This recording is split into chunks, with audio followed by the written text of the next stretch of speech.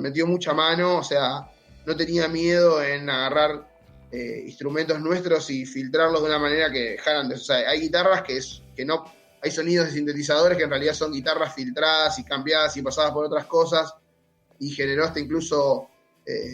hasta nos ayudó en lo compositivo, digamos, o sea, cortó, tomó decisiones que siempre de la mano nuestra, ¿no? O sea, nunca tomaba decisiones sin estar avaladas, pero bueno, nosotros también un poco se lo permitimos, lo dejamos trabajar y para mí logró algo muy bueno, logró un trabajo genial, y mismo el mastering, a la hora de trabajarlo, él conocía a Eduardo Vergallo, que acá es una leyenda en Argentina del audio, no sé, trabajó con Soda Stereo toda su carrera, con Charly García, con un montón de íconos de primer nivel de Argentina y de Sudamérica. Soda Stereo es una banda muy importante, y bueno, y Eduardo Vergallo nos masterizó este disco a nosotros, y tuvimos la suerte de poder estar presentes mientras él trabajaba haciendo el mastering y verlo y aprender. Y para nosotros fue una experiencia, porque fue como el primer trabajo profesional, por decirlo de alguna manera, que entendíamos que había que hacerlo de otra manera. Y sí, el disco no sería lo que es si no hubiera estado Canu produciendo. Sí. Muy relacionado con el proceso de producción del disco viene algo fundamental, que es el mastering. El mastering es muy importante para sonar como uno quiere sin saber en qué soporte va a sonar. Unos auriculares medio rotos, una radio, un coche, un altavoz Bluetooth. Y para hablar de mastering también hablamos de La Invasión, que es el disco que sigue a Tierra de Conejos.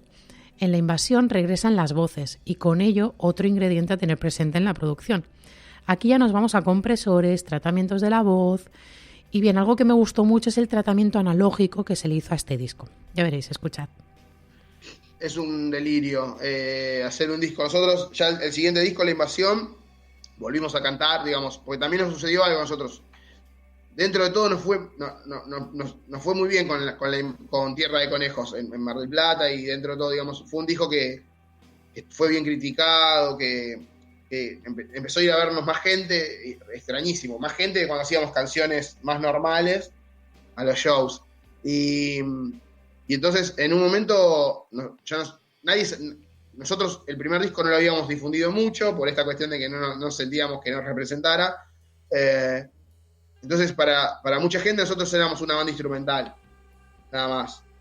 Y nosotros sabíamos que este disco era una pieza instrumental dentro de algo que no necesariamente iba a ser una carrera instrumental. Incluso así sucede, de los discos es el único instrumental. Entonces, a la hora de trabajar en La Invasión, hubo que empezar a trabajar en cómo insertar las melodías, cómo aprender a cantar un poco de vuelta, porque no lo hacíamos hace mucho, digamos, o sea, lo habíamos hecho en 2006 y lo habíamos dejado de hacer 10 años. Y entonces, un poco entender eso. Ya para este disco, un poco con el aprendizaje, nos embarcamos en esa de producirlo nosotros de vuelta, pero ya con Matías Arano, que es el nuevo bajista de la banda. Él tiene un estudio en esta ciudad de Santa Clara, y él es un técnico que realmente es muy bueno. Entonces decidimos, bueno, lo hacemos nosotros, con el tiempo que querramos, con la experimentación que se nos ocurra, con los micrófonos que podamos y consigamos y tenemos. Y bueno, y así sucedió. Y fue bueno. Lo que sí hicimos después, cuando terminamos el disco, fue hablar con Pato Claypole. Pato Claypole es también un técnico que tiene en Buenos Aires un estudio que trabaja todo analógico, a cinta. Trabaja de esa manera, con mesas analógicas, y nos comunicamos a ver si él nos hacía. Él trabajó con bandas como Los Natas, con el stoner rock y toda esa pelota. Entonces nos comunicamos a ver si nos hacía un máster, y él nos dijo que hacer un mastering nos salía lo mismo que alquilarle 2 días de estudio. Entonces nos dijo, vénganse 2 días al estudio, bajen a 8 stands, digamos, a 8 stands, todas las pistas, bajamos todo a 8, y él lo que hizo fue hacer como un final de mezcla con esos 8 canales, lo pasó por cinta, lo hizo una unidad y lo masterizó, lo volvió a pasar por cinta. Entonces, el último disco tiene como ahí un aplastamiento que genera la cinta, que le da un color zarpado, que está bueno. Entonces también fue otra forma de trabajar. Y bueno, y ahí ya definir el proceso, pero sí, un poco... No, incluso cuando lo pasaba por la mesa, y después pasaba por cinta, era increíble cómo cómo había brillos de delays digitales, de plugins, que los mataba y los hacía parecer como que no eran tan ficticios, como que maquilla con verdad un poco la mentira.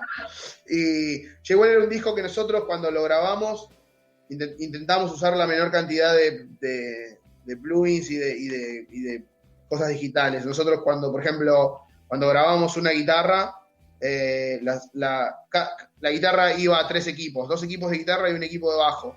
Y cada equipo era tomado con 3 micrófonos. O sea que cada acorde que uno tiraba, entraban 9 canales a la computadora.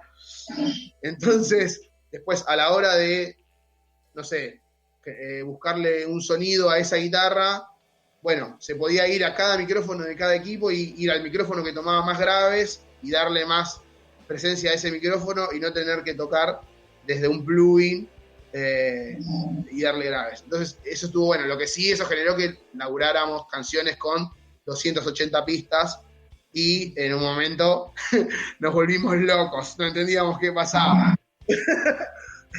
Y tardó mucho tiempo todo.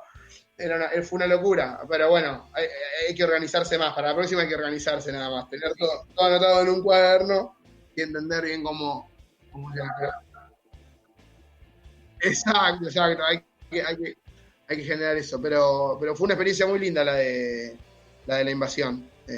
Yo estoy muy, muy contento con eso y un poco el concepto también sigue de la invasión, un poco sigue el concepto un poco de la ciencia ficción, pero también a la hora de hacer el disco, mientras lo íbamos haciendo, sentimos que había muchos cambios a nivel nacional y a nivel mundial, y empezamos a darnos cuenta que no estamos hablando solo de eso, de la ciencia ficción, sino que estamos hablando de situaciones invasivas que iban más allá, que iban desde un estado súper presente o de derecha, o una guerra, o guerras que tuvimos, la guerra de Malvinas, o un montón de cosas que de repente me di cuenta que las letras me iban más para ese lado que para una guerra, para una batalla intergaláctica.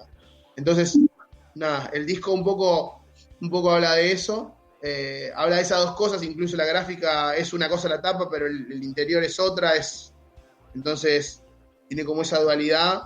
Y nos pasó esto, que justo nosotros estuvimos con un cambio de gobierno, por ahí un gobierno más populista, a un gobierno más de derecha, y como que todo nos pasó en ese momento, y el disco se volvió un poco político en cierto aspecto. Y está bueno también, porque no somos una banda a la que se la tilde dentro de un marco de música ni de protesta, ni política, ni que tiene conceptos más sociales, pero sí lo es, y está bueno porque nos llevó otra mirada de otra gente. Nada, como que sentimos que pudimos decir algo que siempre veníamos discutiendo entre nosotros en la mesa, y está ahí. El que lo quiere ver lo ve, y el que no, bueno, no pasa nada, lo que mira, nada más. Bueno, en este corte vemos cómo hablamos del concepto que tiene la invasión, y esto nos lleva directamente a volver a Tierra de Conejos. Escuchando el disco vemos que tiene toda una coherencia y un orden, y este tipo de conceptos personalmente a mí me encantan. El disco tiene 8 temas, que evidentemente podemos escuchar los temas sueltos y nos fascinarán, pero respetar el orden en este caso es mágico, ya que por ejemplo Río Negro, que es el segundo tema, sin 1000 zombies contra 1000 robots, que es el tercer tema, pues no tendría demasiado sentido. No tendría mucho sentido el uno sin el otro. Otro ejemplo muy claro sería La Calma, que antecede al huracán, y el posterior huracán. Todo tiene una estructura y una evolución que quiere contar algo. ¿Y todo esto de dónde sale? Porque claramente no es algo azaroso. Son 8 temas que están ubicados de una manera por alguna razón. Por eso quería, a nivel conceptual, saber de dónde había salido semejante configuración. Bueno, sí, el disco tiene una coherencia, tiene un concepto, está trabajado desde una idea. Tiene básicamente dos raíces. La situación del consumo popular, ¿no? De la cultura pop. Por eso hay muchos amplios de voces de programas televisivos como la traducción latina de Los Simpsons, o quizás de Thunderbirds y de otras cosas que se van sucediendo. Y el disco habla un poco de eso, habla un poco intenta un poco hacerse sentir que lo popular o lo pop tiene también su costado válido dentro de lo artístico.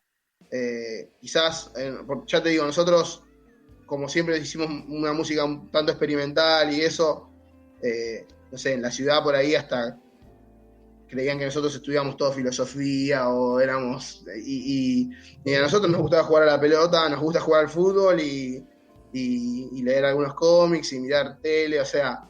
Entonces, volcamos un poco eso ahí y a raíz de eso también sale la cuestión del contexto posapocalíptico, digamos. El disco va un poco por ese lado.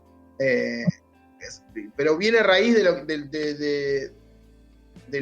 la tele o de los productos que nosotros consumimos como películas, como todo, no sé, bueno, nada, eso, digamos, de la televisión, el cine y un montón de cosas que nos encantan, y un poco encaramos para el lado de ese tipo de cine, ese tipo de series de zombies, bueno, los robots, a mí me encantan los robots y nada, un poco está todo metido ahí en los títulos porque es también el único lugar donde podíamos escribir algo que dijera de qué se trata.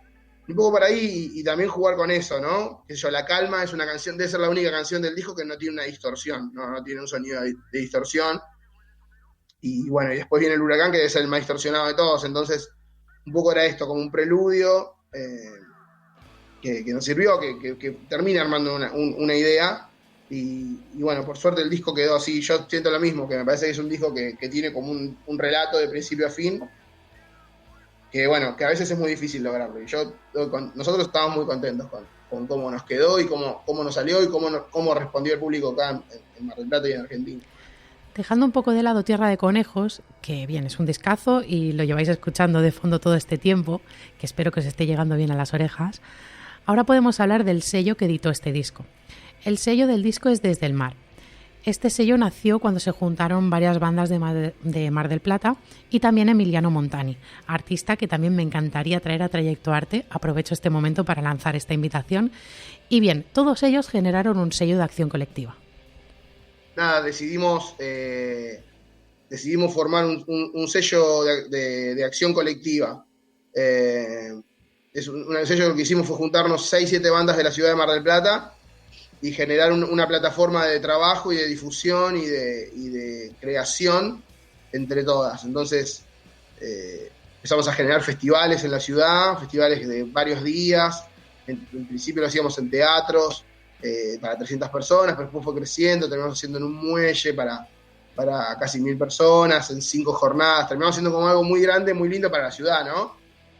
Lo que en realidad el Festival de Del Mar nace como, lo empezamos a hacer para lanzar, para dar a conocer que estaba este nuevo sello, y nos quedó como algo que íbamos a hacer todos los años, sin querer. Entonces tocábamos siempre las bandas del sello para mostrar lo nuevo que estábamos haciendo, y empezábamos a invitar bandas de la escena indie o de rock, del rock del país, de Argentina.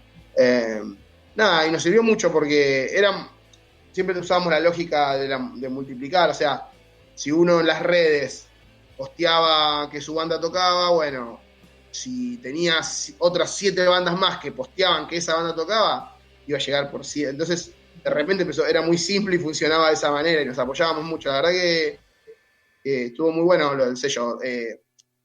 Fue algo que nos unió y que incluso generó un circuito con el resto del país, porque sellos de acción colectiva había un par en diferentes ciudades, en Córdoba, en Rosario, en Buenos Aires, en La Plata, que también generaron sus festivales, y por eso nosotros pudimos ir a tocar a muchos de esos lugares. Y incluso en ese momento, por el 2010 más o menos, que fue cuando nosotros sacamos Tierra de Conejos, el Estado también apoyaba esas movidas, daba lugar y generó programas para que estos sellos de acción colectiva se junten y apoyaba con el traslado de las bandas de un festival al otro, y eso fue muy bueno. Ahora no sucede tanto. en su momento fue realmente muy bueno. Es interesante ver cómo las redes ayudaron y a día de hoy, evidentemente,